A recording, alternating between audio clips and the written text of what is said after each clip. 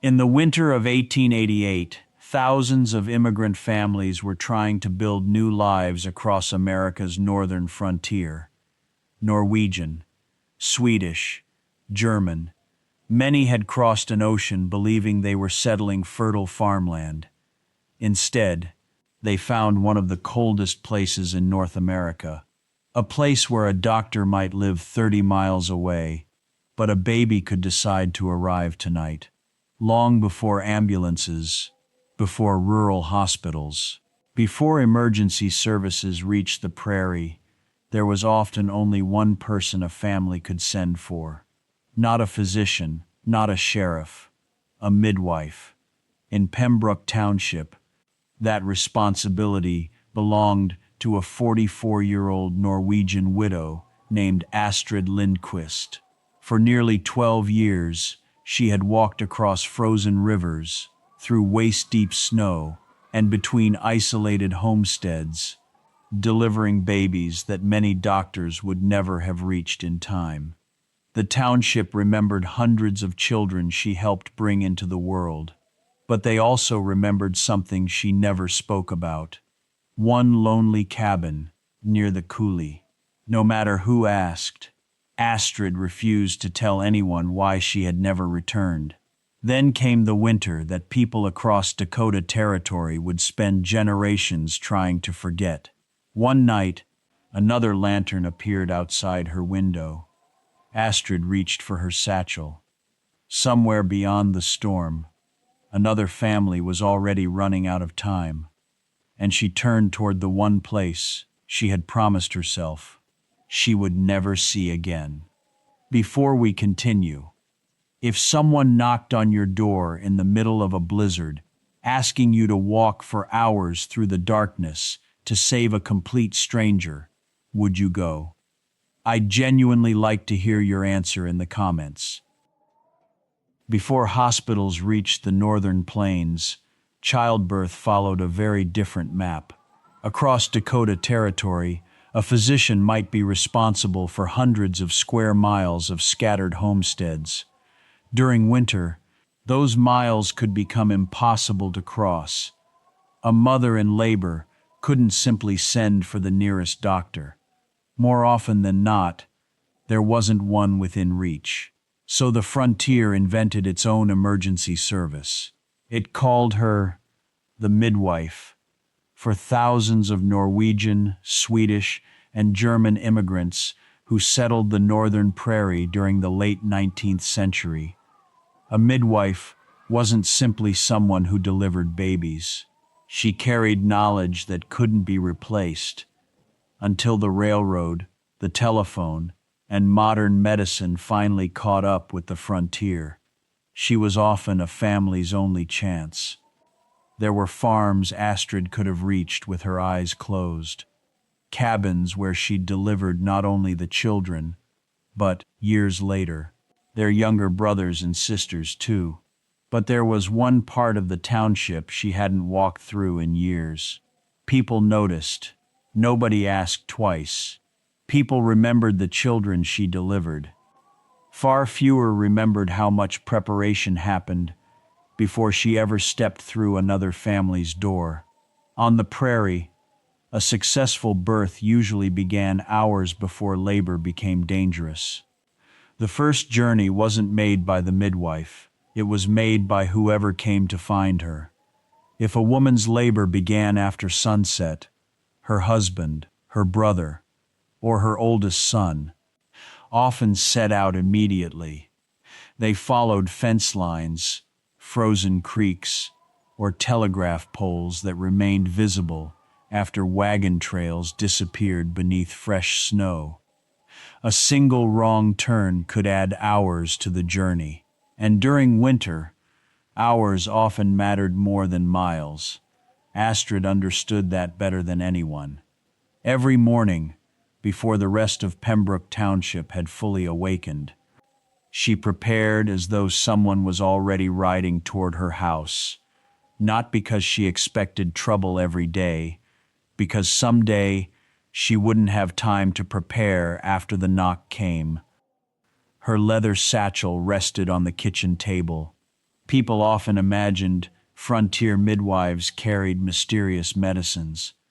Most of what filled Astrid's bag looked remarkably ordinary. Fresh linen, boiled hemp cord, steel scissors, carbolic solution, needles, thread, rendered lard. Nothing inside the satchel could stop a difficult labor.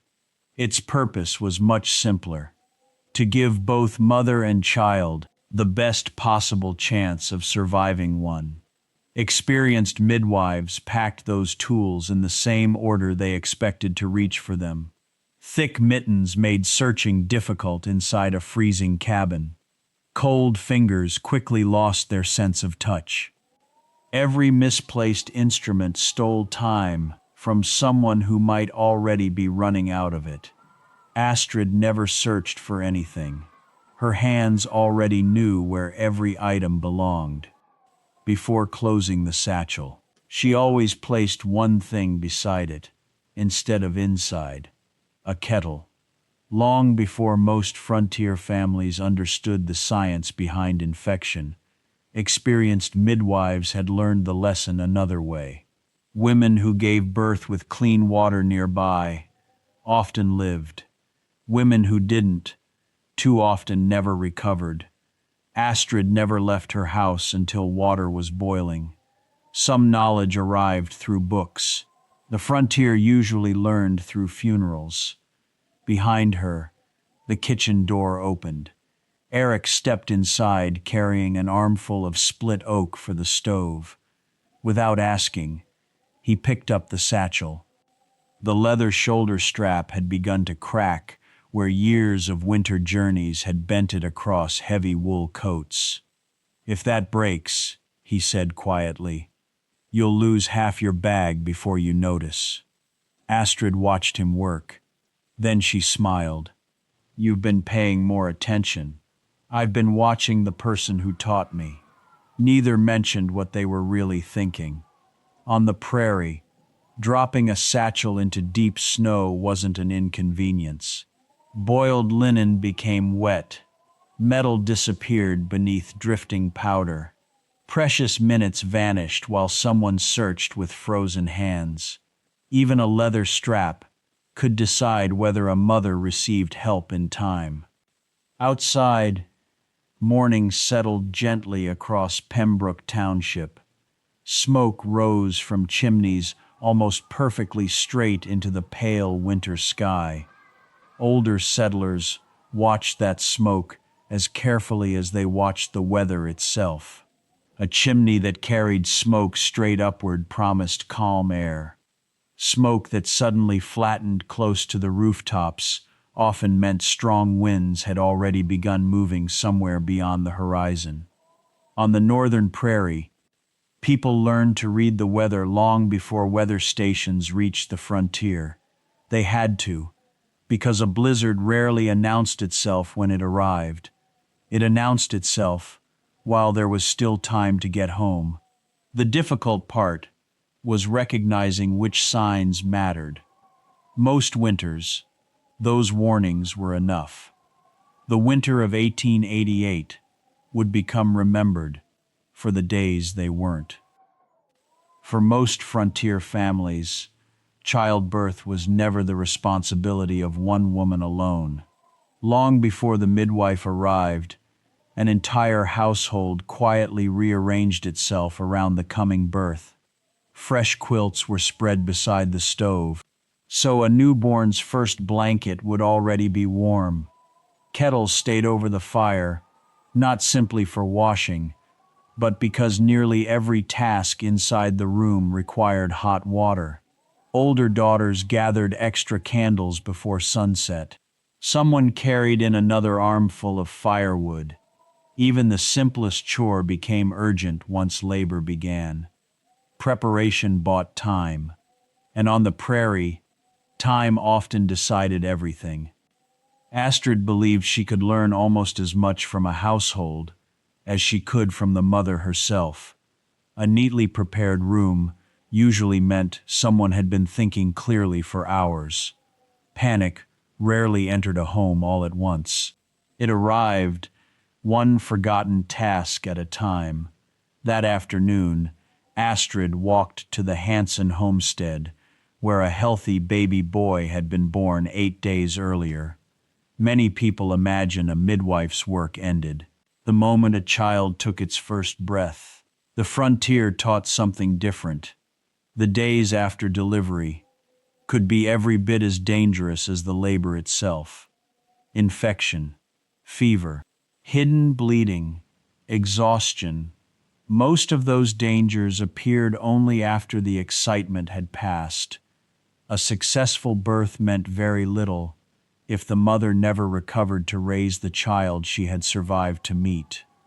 For that reason, experienced midwives returned whenever they could, not because they expected tragedy, because they knew how quietly it could begin. Mrs. Hansen welcomed Astrid inside, with the baby sleeping peacefully against her shoulder. The cabin smelled of fresh bread and pine smoke. Near the table sat a heavy sack of flour. "I told Lars not to trouble himself," Astrid said.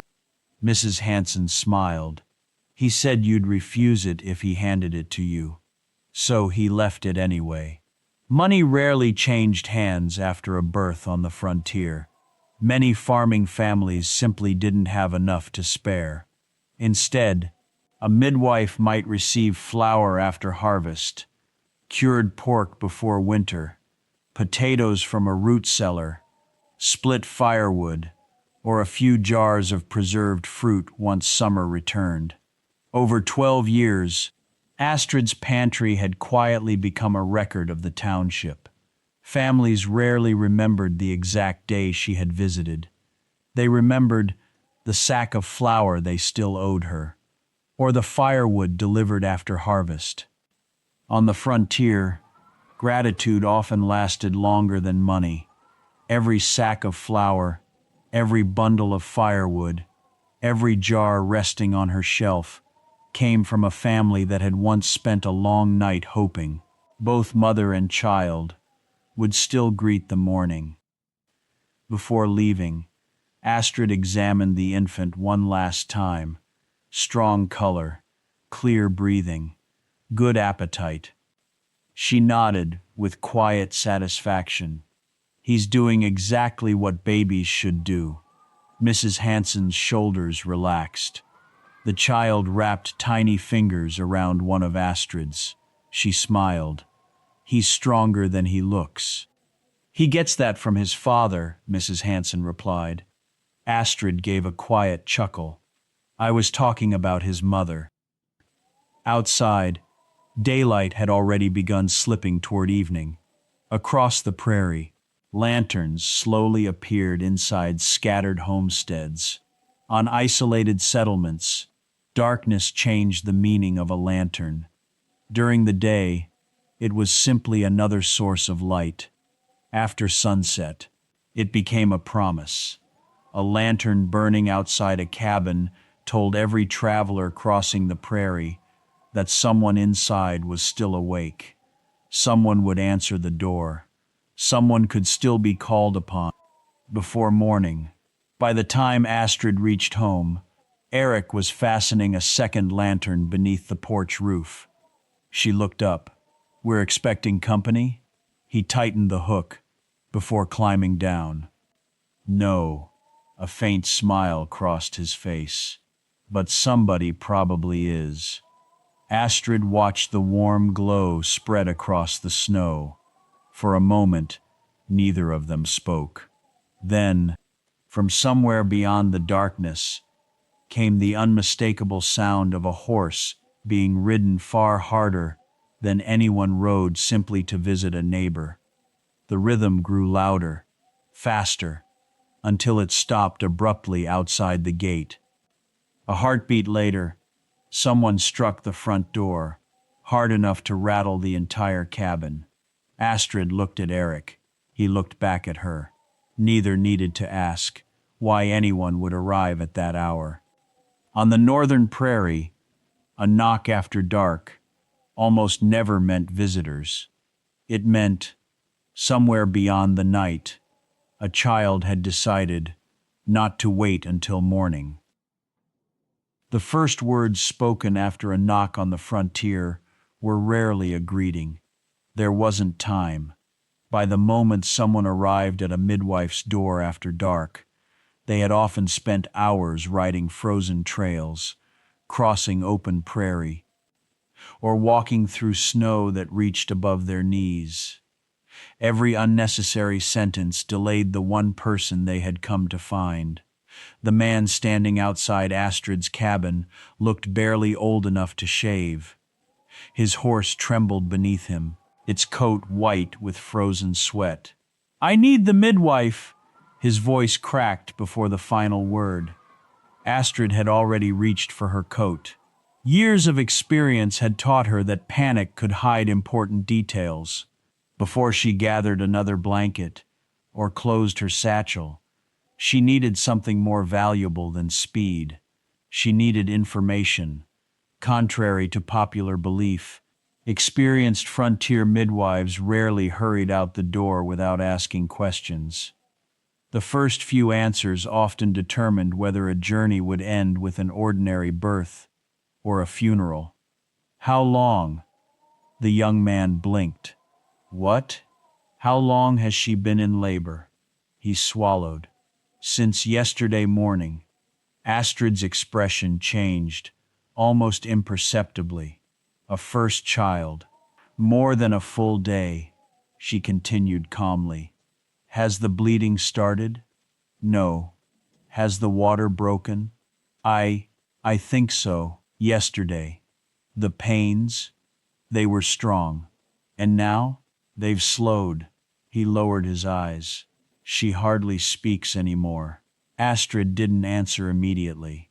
Modern hospitals measured emergencies with machines, charts, and trained staff. On the frontier, a midwife built the same picture from frightened husbands who often lacked the words to describe what they had witnessed. Many men had never seen a childbirth before their own wives entered labor. They couldn't measure contractions. They couldn't identify complications. They simply reported what frightened them most. Experienced midwives soon learned that frightened husbands almost never described a labor accurately. They described the moment that frightened them the most. Astrid quietly fastened the final buckle on her satchel. "Is this her first child?" "Yes." She nodded once. That explained much. First births often lasted longer than families expected, but when labor slowed after nearly 2 days, time became a dangerous companion. Eric had been standing silently near the stove. Now, he stepped forward. "What's her name?" The young man looked at him. "Inga. And yours?" "Peter." Astrid repeated the names softly, as though placing them into memory. On the prairie, names mattered. A midwife didn't simply travel to a house. She traveled to a family. She remembered which mothers frightened easily, which fathers fainted, which grandmothers insisted on old remedies, which cabins had room enough to boil water, which wells froze first each winter. Knowledge accumulated, one household at a time, until the township itself became a map carried inside her memory.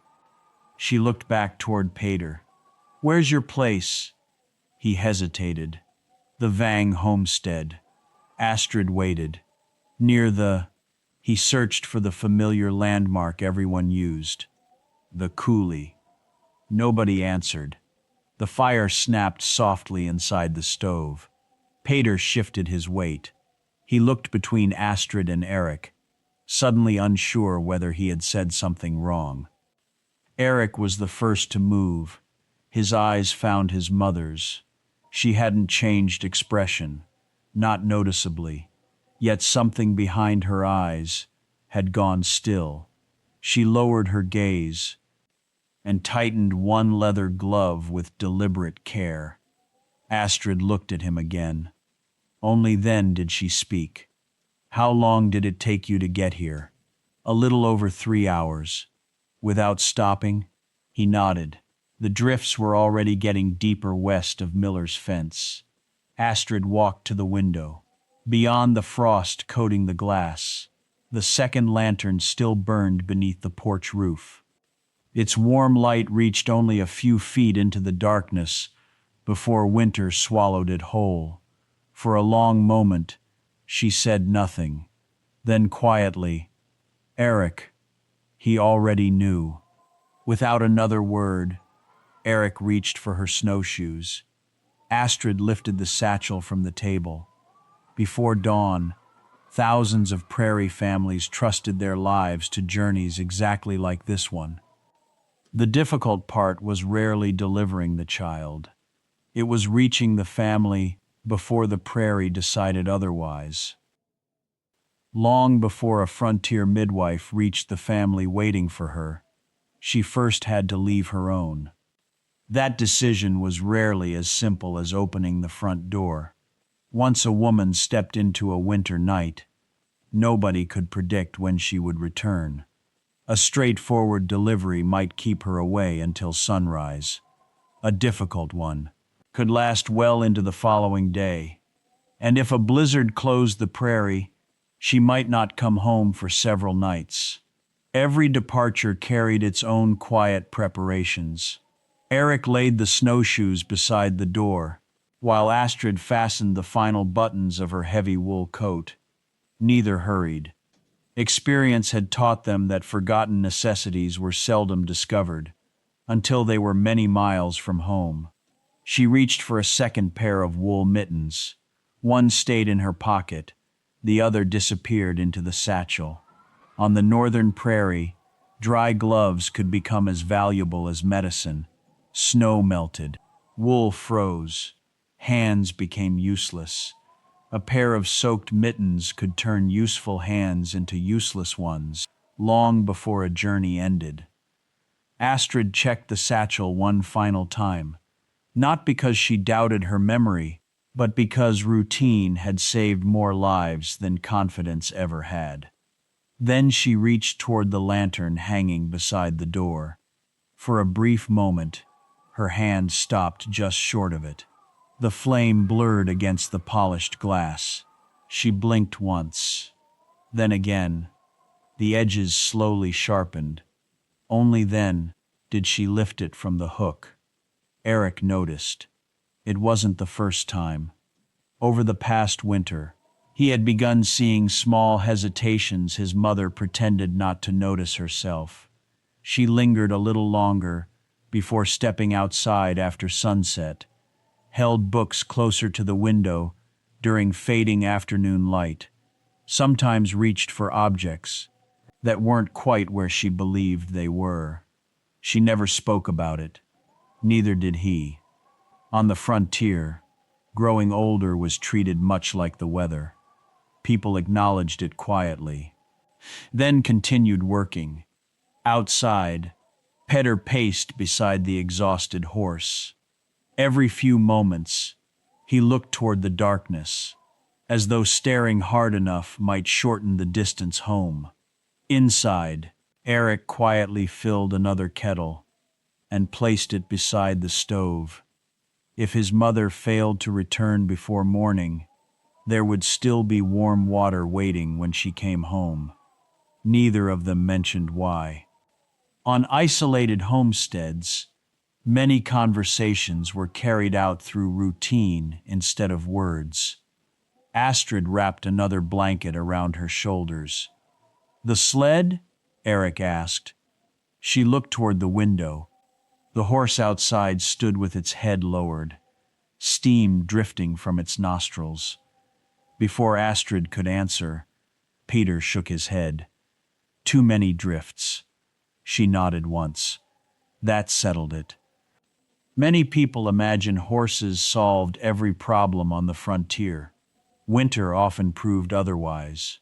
Once snow drifted above a horse's belly, even the strongest draft animals spent more energy climbing than moving forward. A person wearing snowshoes could sometimes make better time alone. The prairie decided the method of travel, not the traveler. Eric stepped closer. I'll come. No. His voice grew quieter. You don't see as well after dark anymore. The room fell silent. Astrid finished tightening the strap across her shoulder before answering. I see well enough. You've hardly slept this week. I've slept enough. You don't have to keep proving you can do this. She looked at him for a long moment, then rested one hand gently against his arm. I need someone here who knows where I've gone. It was another unwritten rule of prairie life. No one disappeared into the winter without leaving a destination behind. If the weather changed, if a horse broke through river ice, if someone failed to return, the search had to begin somewhere. Eric lowered his eyes. He understood. More than that, he understood the place she had named. The coulee. His voice barely rose above the crackling stove. You don't have to go back there. Astrid's hand paused on the lantern. Only for a heartbeat. Then she lifted it. I do. She opened the door. A wave of dry Arctic air swept through the cabin, carrying with it the clean, biting smell of snow. The warmth behind her disappeared almost instantly. Peter mounted his horse. Astrid settled her snowshoes into the untouched drift beyond the porch. Eric remained beneath the lantern, watching until their light became little more than a distant ember, moving across the open prairie. Then, even that vanished. For generations, people remembered frontier midwives for the children they delivered. History remembered far less about the journeys that came first. On the northern prairie, reaching a family during winter could become every bit as dangerous as the birth waiting at the end of it. The porch lantern disappeared behind them, almost immediately. Within minutes, Astrid and Peter had become two small figures, moving through an ocean of untouched snow. No fences, no roads, no neighboring lights, only darkness, stretching across the frozen prairie. Peter urged the horse forward.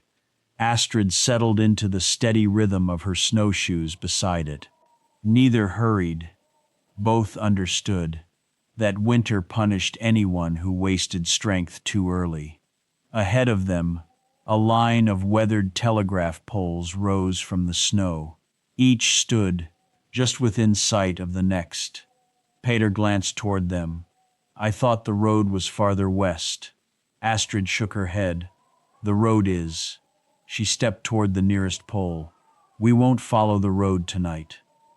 Fresh snow had already buried the wagon ruts beneath a smooth white blanket. By morning, nobody would have guessed a road had ever crossed the prairie at all. The telegraph line remained, long before highways, and long before road signs reached Dakota territory. Those poles quietly became one of winter's most dependable guides. Trails disappeared. Fence posts vanished beneath drifting snow. Even familiar landmarks could dissolve into the storm. The telegraph line rarely moved. Astrid rested one gloved hand against the rough timber before continuing toward the next. She never looked back. There was no need. If she could always see one pole ahead, she knew where she was. For nearly half an hour, the journey settled into silence. Snow compressed beneath Peter's horse, with a heavy, muffled crunch. Astrid's snowshoes answered, with a lighter rhythm beside it. Neither sound carried very far. Cold swallowed noise, almost as quickly as distance. The prairie had a way of making even two travelers feel alone. Peter finally broke the silence. How many times have you done this? Astrid smiled faintly. I stopped counting. He looked at her in disbelief. You've walked this far, at night, as often as babies have refused to wait until morning. His nervous laugh disappeared into the wind. A few hundred yards later, Astrid stopped so suddenly that Peter nearly rode past her. What is it? She didn't answer. Instead, she crouched and brushed away a thin layer of fresh snow with one mitten. Beneath it, the surface gleamed like dark glass, a frozen creek. Peter frowned. It looks solid. It probably is. She remained where she was. But probably isn't how people crossed ice. She tapped the surface gently with the end of her walking staff. The sound echoed differently than the packed snow behind them. Dull, heavy. Listening came before crossing. Many prairie creeks froze thick enough to support wagons by midwinter. Others hid fast-moving water beneath deceptively thin ice. Experienced travelers learned to trust sound before appearance. Astrid struck the ice again, this time a little farther ahead. She listened, then nodded. Bring him slowly. Peter loosened the reins. The horse stepped cautiously onto the frozen surface, each hoof testing the ice before accepting its weight. Astrid followed, a few feet behind. Only when all three reached the opposite bank did she allow herself another breath. Nobody celebrated crossing a frozen creek. On the frontier, one safe crossing simply meant the journey could continue. The wind shifted, not violently, just enough to make Astrid stop again. She lifted a handful of loose snow. Instead of falling straight back to the ground, it drifted sideways across her glove. Before disappearing into the darkness, Peter watched her. What does that mean? It means the weather has changed. He looked upward. I don't see anything. You won't. Not yet. The prairie rarely announced a blizzard, with dark clouds or thunder. More often, it began with changes too ordinary for most people to notice. The wind no longer carried snow from yesterday's drifts. It had begun lifting fresh crystals from the surface itself, almost too small to see, more than enough to erase a trail. Astrid looked ahead. The next telegraph pole still stood where she expected. Beyond it, another. She nodded once. We keep moving. They continued. For a while, nothing seemed different. Then, almost without warning, the farmhouse Peter had pointed toward earlier that evening disappeared into the whitening distance. Only the next telegraph pole remained, then the one beyond that. Winter had begun shortening the world. On the prairie, travelers eventually stopped measuring distance in miles. They measured it by the next landmark they still hoped to see. Astrid fixed her eyes on the pole ahead. For just a heartbeat, it seemed to split into two blurred shadows. She blinked. One vanished. She continued walking without a word. No one noticed, least of all Peter. The wind carried another veil of loose snow across the open ground. The next telegraph pole faded, then slowly emerged again. Astrid kept walking toward it. One landmark, then the next. The prairie had already taken away the road.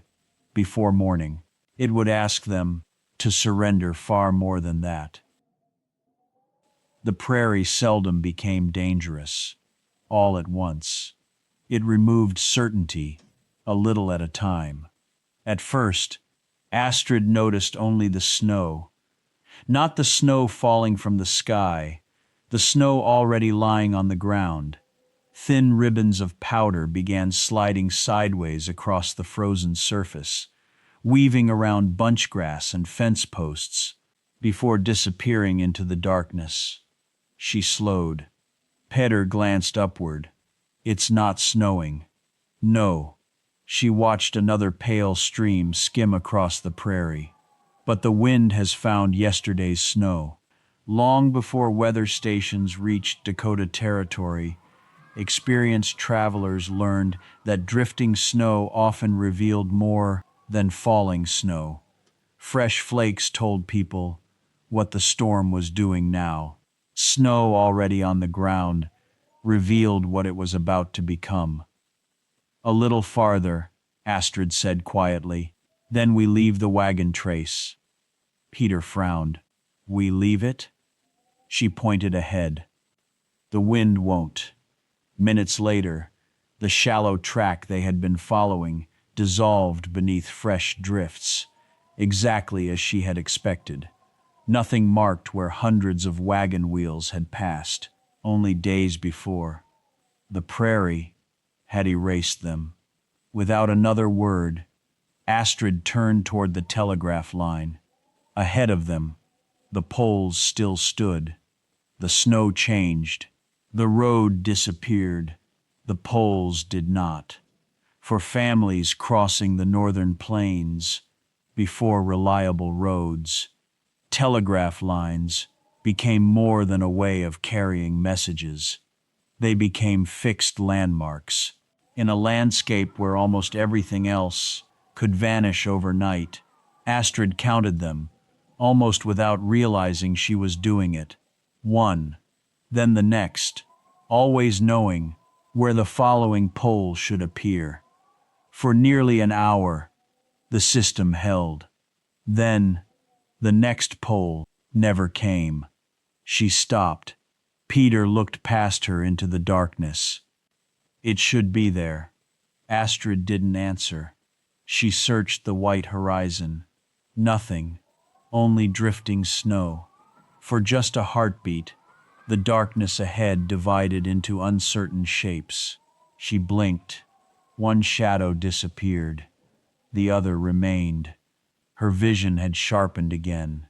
But the pole still wasn't there. The wind had become strong enough to hide even certainty. Peter shifted uneasily in the saddle. Did we lose it? Astrid listened before she answered. No. She looked toward the moving snow. We lost sight of it. There was a difference. One could be found.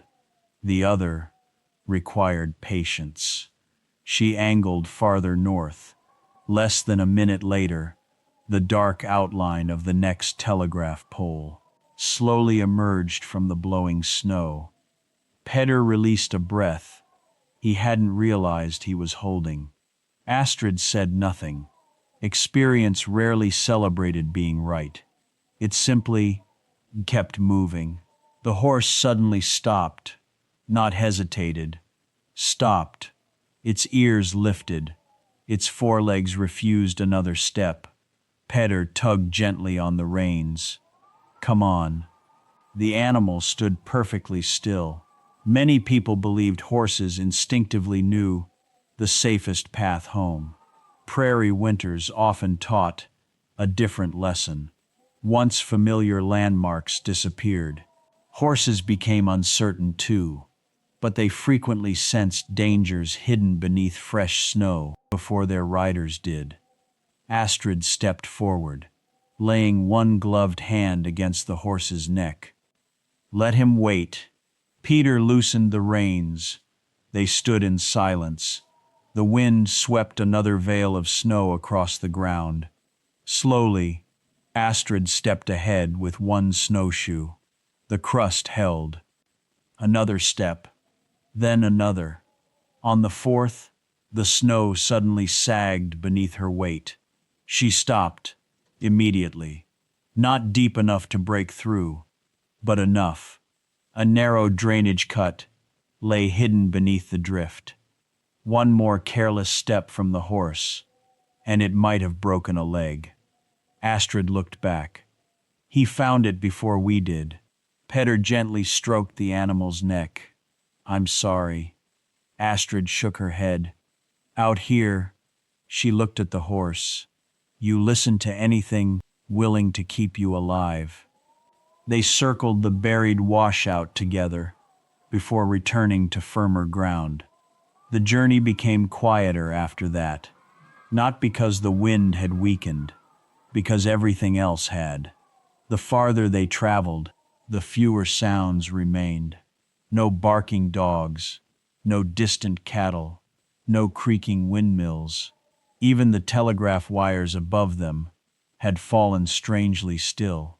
Only the soft crunch of snowshoes, the steady breathing of the horse, and the wind moving across an empty continent. Astrid stopped again. Peter looked around uneasily. What is it? She tilted her head. Listen, he frowned. To what? A long silence settled between them. Then she answered. Exactly.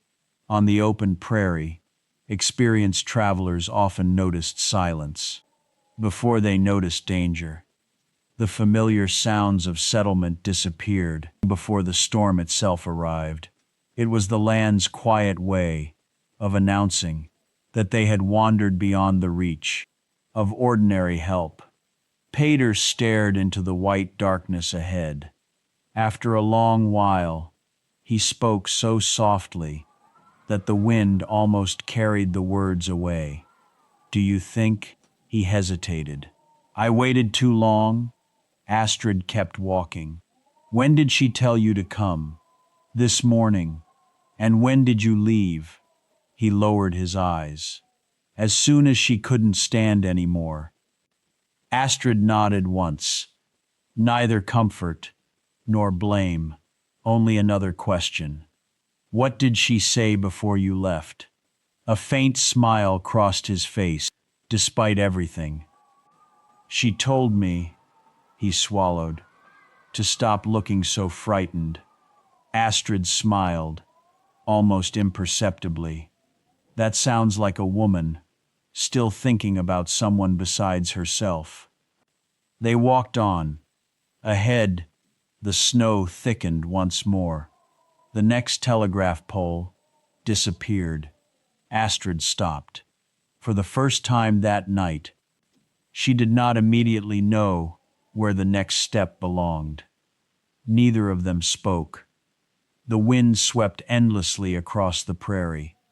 Then, Peter slowly lifted one gloved hand.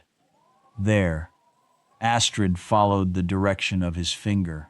Far beyond the drifting snow, a single lantern burned against the darkness. Nothing else could be seen. Only that one unwavering point of light. Long before rural hospitals reached the northern plains, families prepared a birth room with remarkable care before the child ever arrived.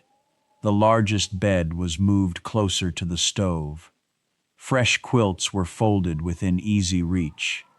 Basins waited beside kettles that never stopped boiling. Candles were placed where every pair of hands could find them, even after midnight. Nothing inside the room was arranged for comfort. Everything was arranged to save time. By the time Astrid stepped across the threshold, that quiet work had already begun. Two neighboring women moved calmly between the stove and the bedside.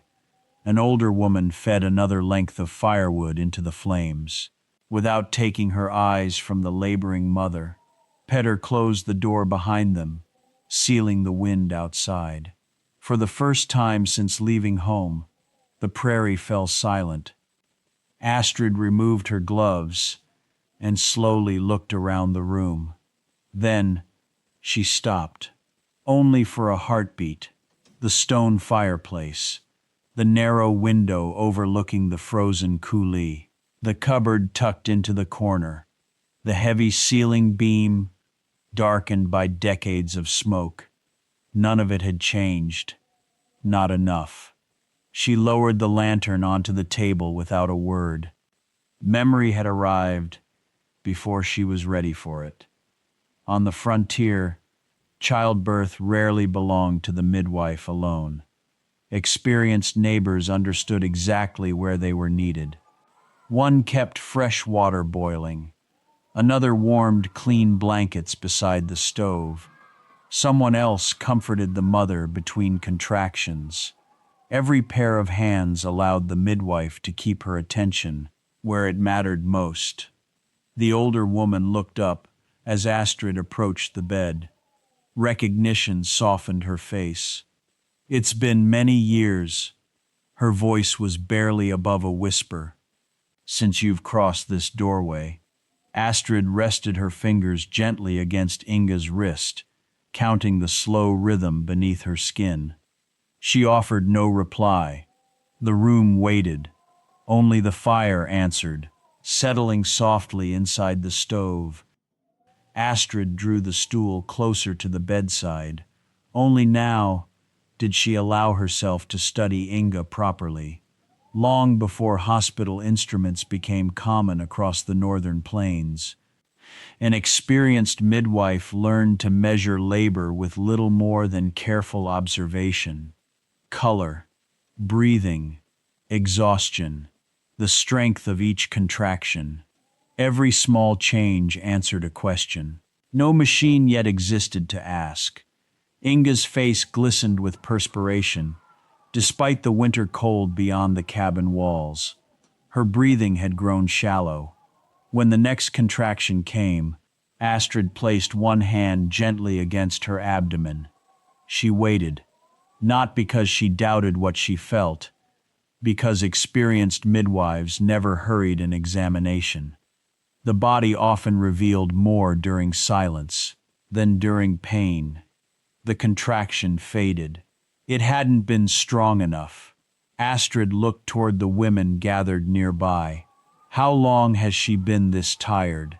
The older woman answered quietly, "Only these last few hours." "And before that?" "She fought every pain." Astrid nodded. Her fingers returned gently to Inga's wrist. The pulse remained steady. The exhaustion did not. Long labors rarely became dangerous all at once. More often, they slowly borrowed a mother's strength until very little remained. Astrid leaned closer. "Inga," the young woman's eyes opened. "You've carried this a long way." A faint smile appeared. Then another contraction came. Again, it failed to build. Astrid rolled back the sleeve of her dress.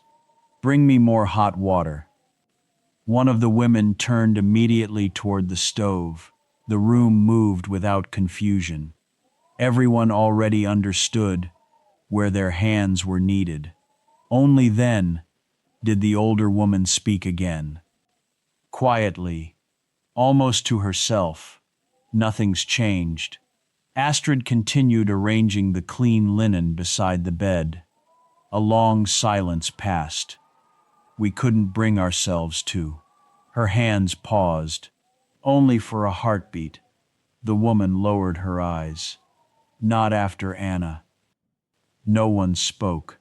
Astrid finished rolling back her sleeves. She placed both hands gently against Inga. Only then did the real work begin. Astrid placed both hands gently against Inga. She waited through another contraction. Only then did she close her eyes. For a brief moment, the room disappeared. The fire, the quiet voices, the memory waiting beyond the cabin walls. Only her hands remained. Long before ultrasound, fetal monitors, or modern obstetric instruments reached the northern plains, experienced midwives learned to read a labor almost entirely through touch. Their fingertips traced the shape of the child beneath the mother's abdomen. They felt the uterus tighten beneath each contraction. They judged the progress of labor, one careful examination at a time. On the frontier, a skilled midwife often carried her most important instruments. at the ends of her fingers.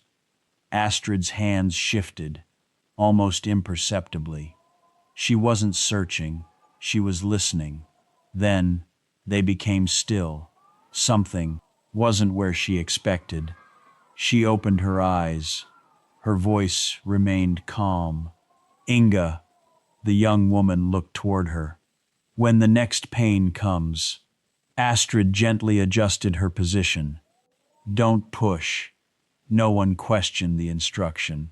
Experience had taught frontier midwives that not every difficult labor demanded greater force. Sometimes, the safest decision was to wait. Knowing when not to act required every bit as much judgment as knowing when to intervene. Another contraction came. Inga instinctively strained against it. Astrid steadied her with one hand. Easy. Her voice never rose. Save your strength. The pain passed. Again, it faded before reaching its full force. Astrid reached for a warm cloth resting beside the basin. Help her drink.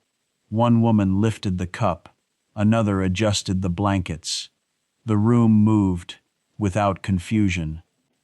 Every pair of hands understood its purpose.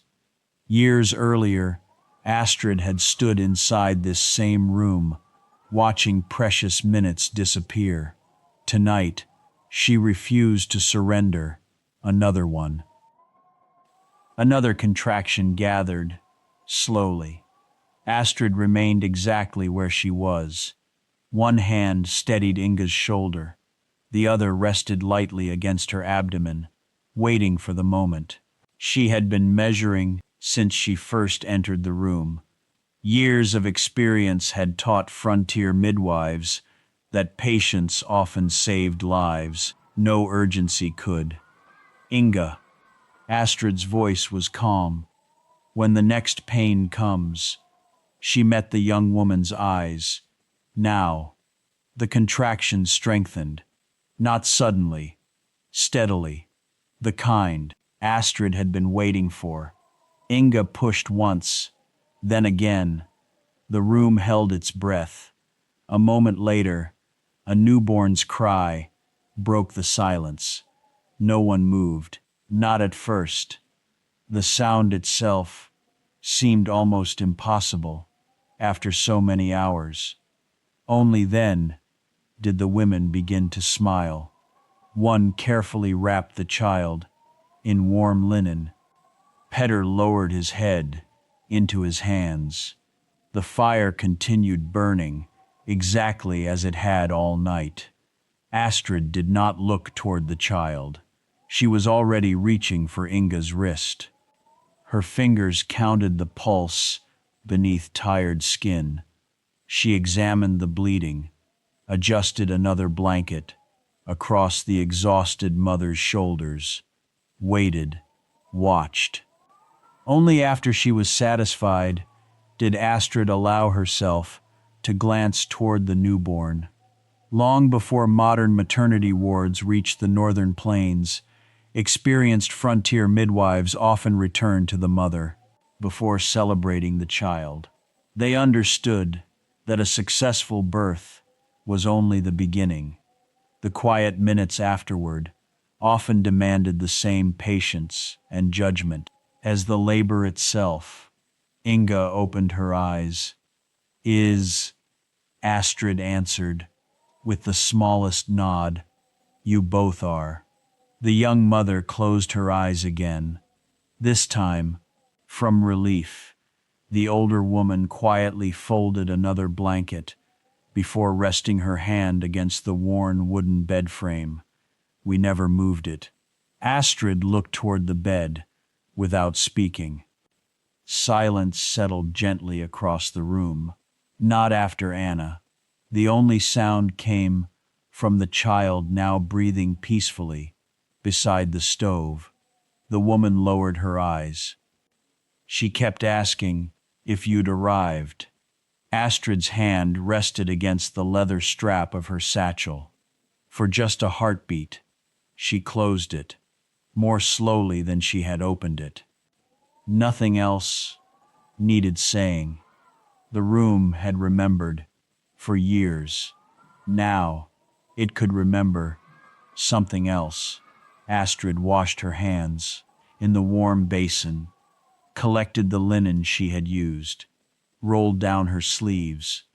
The satchel was lighter than when she had carried it into the storm. Its purpose had been fulfilled. Once again, Peter opened the door. Cold morning air drifted quietly into the cabin. The first light of dawn spread across the frozen prairie, beyond the coulee. Astrid stepped outside. Behind her, a newborn cried. She adjusted the satchel on her shoulder and began the long walk home. On the northern prairie, distance was measured in miles. Winter measured it in hours. Most of those journeys were never recorded, but somewhere beyond the snow, a family remembered that someone arrived.